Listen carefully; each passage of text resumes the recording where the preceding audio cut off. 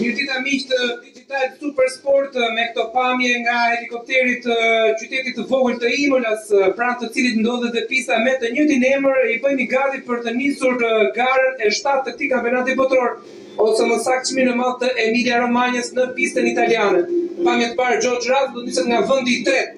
Në garën e sotme, një vend i tretë i arritur me gomat me shritin e verdhë, në ndryshim nga dy pilotët që ka përpara. Ju kujtoj në pole position Oscar Piastri, në vend të dytë Max Verstappen. Pra kjo është vija e parë e nisën, ndërkohë që pamje të parë ishte edhe Fred Vasseur.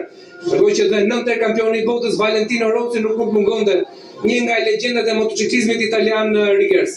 Përshëndetje Sokoj, përshëndetje gjithë teleshikuesve të Digital Supersport. Sigurisht jemi gati për të përjetuar një garë vërtet fantastike. Ajo e çmit madh të Emilia Romagnës është zhvilluar në pistën e Imolas, si pikërisht me Valentino Rossi, 7 herë kampion bote në Moto Grand Prix, me